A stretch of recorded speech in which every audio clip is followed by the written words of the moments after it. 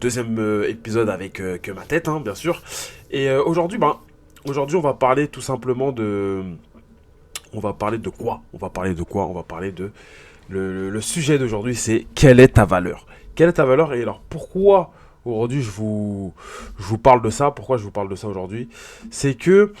euh, Qu'est-ce qui m'a fait penser à ce sujet-là? C'est actuellement il y a le procès, il y a le procès de Sean Diddy Combs, donc alias P Diddy, qui alors pourquoi il y a ce procès-là? Parce que bon, il est accusé de trafic sexuel notamment, trafic d'influence, tout ça. Bon, il y a plusieurs chefs d'accusation, mais c'est surtout sur le trafic sexuel. Donc, pourquoi pourquoi il y a eu une mise en examen de cette personne-là, c'est que il y a sa femme, ex-chanteuse Cassie, qui avait porté plainte, qui avait porté plainte contre lui, et avec pas mal, voilà, pas mal d'insinuations en tout cas, de témoignages qui sont plutôt glaçants.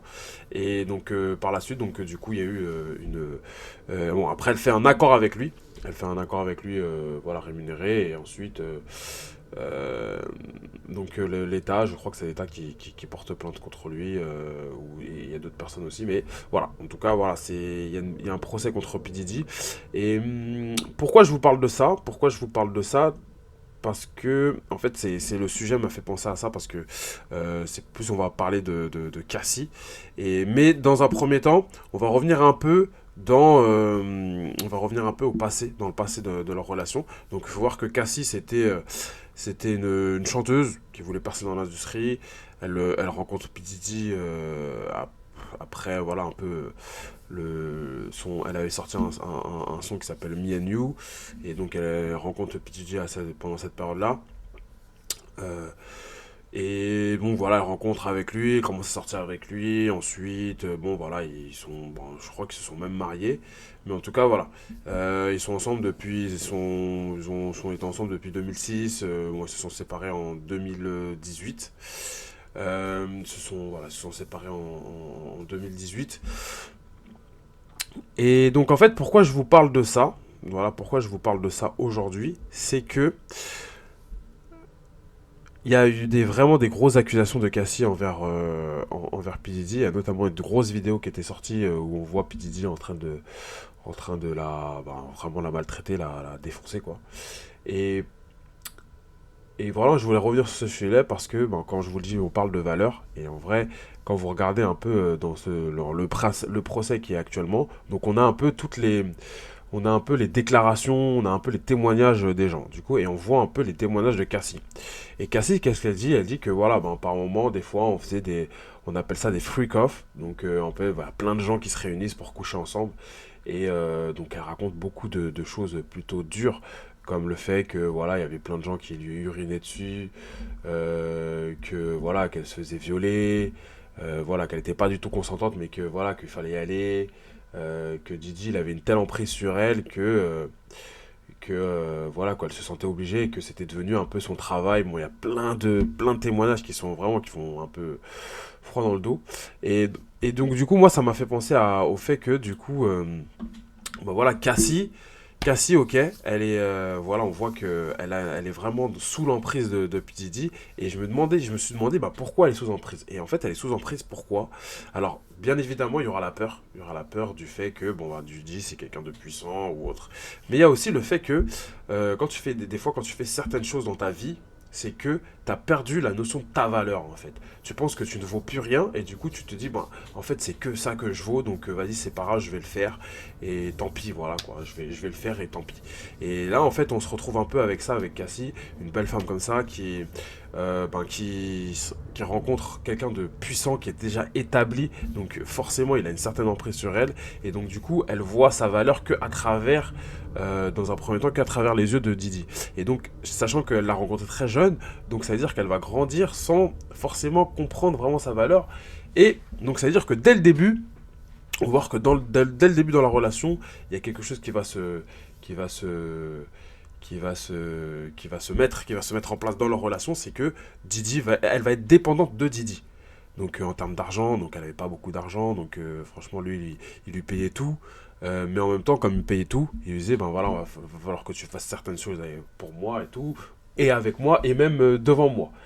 Et ça, je me suis dit, bah, en fait, clairement, je me suis mis à sa place et je me suis dit, en fait, c'est vraiment difficile quand je pense que vraiment qu'elle a eu un moment où, bah, pas mal de moments où elle se dit, moi, en fait, je représente rien, je vaux rien du tout, et c'est normal que je fasse ces choses-là. Vous allez voir, si allez voir, hein, voir les détails de tout ce qu'elle a dû faire, malheureusement, c'est triste. Et donc, on voit là, le problème, c'est que quand on a perdu la notion de sa valeur, ou en tout cas, on n'a jamais compris sa valeur, donc on peut se permettre de faire, on va faire des choses qui nous dépassent et qui malheureusement on va regretter par la suite. Je n'oublie pas qu'il y a eu la peur aussi, mais il y a aussi cette notion de valeur. Autre chose dans la valeur aussi, donc c'est pour ça que c'est la question, c'est quelle est ta valeur. On va voir que de l'autre côté aussi, c'est Didi, et Didi, lui, peut-être que lui, il a une trop grosse perception de sa valeur. Comme il a une trop grosse perception de sa valeur, bah, il se permet tout ce qu'il veut en fait. Il se dit, bon, moi je suis un peu le roi du monde, donc je peux faire ce que je veux dans le monde, je peux posséder les gens. Et là, c'est clairement ce qu'il fait avec Cassie. Il se prend tellement au-dessus. Il y a un verset qui dit, n'ayez pas une trop haute opinion de vous-même. Une trop haute opinion de vous-même. C'est important parce qu'en fait, ça veut dire que quand vous avez une trop grosse opinion de vous-même, vous allez rentrer dans la mégalomanie, et vous avez une surestimation de ce qui vous êtes en fait, de qui vous êtes. Vous pensez que vous êtes un peu limite un dieu, et je pense que c'est comme ça qu'il s'est senti un peu Didi pendant des années, des années, et on voit que en tout cas j'espère un petit peu que quand même le bâton va retomber un peu quand même, parce que là après tout ce qu'il a fait, malheureusement, bah, il faut payer un jour, hein. Faut essayer de payer. En tout cas, voilà, quand on croit en la justice, il faut payer. On a vu beaucoup avec les affaires Weinstein et tout, que oui, bah, malheureusement, des fois, voilà, faut payer. Alors actuellement, dans le procès, là, pour ça, il n'y a rien qui prouve vraiment le trafic sexuel. On prouve juste la mégalomanie d'une personne. Mais déjà, dans cette mégalomanie, elle est liée au fait que lui, il a une perception de sa valeur beaucoup trop haute, en fait. Personne ne doit se sentir au-dessus de tout ça, en fait. Personne ne doit se sentir au-dessus de tout. Pourquoi? Parce que, ben, tout simplement, on est tous des êtres humains, en fait. Tous des êtres humains, on est tous pareils, en fait. Et personne ne doit avoir une plus haute opinion de soi-même. C'est pas parce que t'as fait des millions ou autre que tu es plus important, en tout cas, que, je sais pas, un plombier ou autre. Non, tu n'es pas plus important. Tu es pareil, et c'est ça qu'on... L'être humain, malheureusement, se sent un peu supérieur par moment. Euh, Autre chose qui m'a fait penser aussi à ce thème-là, c'est euh, c'est le il y a un joueur de il y a un joueur de il y a un joueur de baseball, un joueur de baseball. euh, il y a un joueur de baseball et qui s'appelle Shohei Ohtani. Shohei Ohtani, alors je vais vous mettre un peu l'image. Donc Shohei Ohtani, il est actuellement le, le sportif, l'un des sportifs les mieux payés du monde, et surtout le baseballeur le plus payé au monde, avec un contrat de 700 millions de dollars sur 10 ans. Il a pris un contrat de 700 millions de dollars sur 10 ans. Je crois que c'est l'année dernière qu'il avait signé ce contrat-là, parce que c'est un joueur générationnel, comme on dit un peu dans le sport, incroyable. Et donc du coup il a eu ce contrat-là, donc 70 millions par an. Donc et on voit là toute l'importance de la valeur en fait, c'est-à-dire que lui sur en baseball, il a une telle haute valeur qu'on peut se permettre de lui donner 700 millions de dollars sur 10 ans. Euh, et pourquoi je vous prends l'exemple de Shohei Ohtani, c'est que des fois la valeur en fait, elle va être la valeur, elle va être en fonction de l'endroit où vous êtes en fait. Et on va faire le parallèle avec Cassie et Didi. C'est-à-dire que lui, par exemple, Shohei Ohtani, il est baseballeur. Le baseball aux États-Unis, c'est un des 4 sports majeurs en fait. Vous avez 4 sports majeurs collectifs en tout cas, un des 4 sports majeurs. Et donc, vous pouvez être très très très bien payé parce qu'il y a énormément de gens qui aiment le baseball aux États-Unis. Et donc, du coup, ben, comme il y a énormément de gens qui aiment le baseball aux États-Unis, vous êtes vu par des millions de personnes. Bah forcément, du coup, vous allez pouvoir obtenir un meilleur contrat.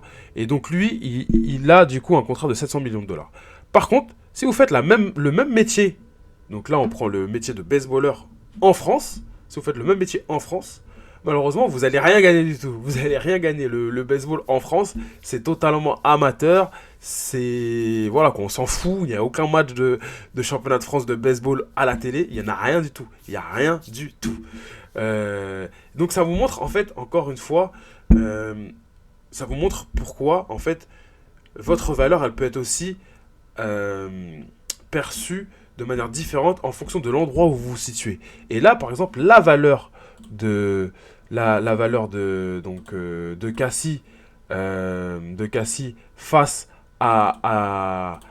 à Didi, la valeur de Cassie face à Didi, c'est rien. Parce que lui, il considère que t'es juste un jouet, en fait. T'es juste un jouet. Par contre, avec son nouveau mari, je crois, Didi, à Cassie, qui s'appelle Alex Fine, je pense que lui, pour lui, Cassie a une très très très grosse valeur. A une très très très grosse valeur à ses yeux. Parce que voilà, ça dépend de l'endroit où vous vous situez, avec qui vous êtes. Ça veut dire que des fois, vous allez être avec des gens que vous ne connaissez pas, ils vont vous dire, ah, toi, on ne te connaît pas, donc en vrai, on va pas connaître vraiment ta valeur. Par contre, si vous êtes avec vos proches, forcément, là, on va voir, on va se dire, ah ouais, voilà, là, vraiment, lui, c'est vraiment, lui, c'est mon gars, lui, vraiment, je pourrais me donner ma vie pour cette personne-là. Et alors que, on le voit avec Cassie, elle a même essayé de se jeter sous une voiture. Tellement elle avait plus cette perception de sa valeur, parce que Didi avait tué sa valeur, En tout cas, lui avait enlevé sa perception qu'elle avait de la valeur, en fait, tu vois. Donc, c'est voilà ce côté-là que je voulais voir avec vous. C'est vraiment vous faire comprendre que en fait la valeur, elle dépend de où vous êtes par moment, et elle dépend de qui vous êtes aussi, et comment vous vous êtes construit aussi, et comprendre que vous avez de la valeur. Il faut vraiment comprendre une chose, c'est que quand vous avez des fois des moments où vous pensez que vous n'avez pas de valeur, vous pensez que ouais, votre valeur elle est de passe ou autre, allez voir justement dans un premier temps, allez voir des gens que vous aimez. Allez voir des gens que vous aimez et vous allez voir à quel point ces gens ils vous aiment. Et donc vous allez comprendre que vous avez de la valeur. Vous avez de la valeur pour quelqu'un. On va même pas mettre de prix là, par exemple pour Shohei Ohtani aux États-Unis, il est payé 70 millions par an. Donc là, on voit que eux, ils comprennent sa valeur sur le marché du baseball. Et en fait, voilà, c'est la même chose pour nous aussi. Allons dans les endroits où on va respecter notre valeur. Travaillons avec les gens qui ont un respect pour notre valeur. Et c'est le conseil que j'aimerais vous donner aujourd'hui. C'est vraiment, soyez ayez conscience de votre valeur. Parce que quand vous n'avez pas conscience de votre valeur, malheureusement, vous pouvez aller vous pouvez retrouver dans des situations où même vous avez envie de mettre fin à votre vie. Voilà. Donc, et restez surtout avec des personnes qui ont vraiment un respect de votre valeur. C'était voilà mon petit topo du jour sur la valeur. Donc dites-moi ce que vous en avez pensé. N'hésitez pas si vous avez bien aimé, en tout cas si vous avez bien aimé le sujet, n'hésitez pas à partager à vos amis. Si vous pensez si vous voyez des gens qui ont peut-être un petit manque de confiance en ce moment, voilà, n'hésitez pas à lui partager. N'hésitez pas à réagir aussi. Et d'ici là, d'ici là, prenez soin de vous et on se dit à la prochaine. Ciao!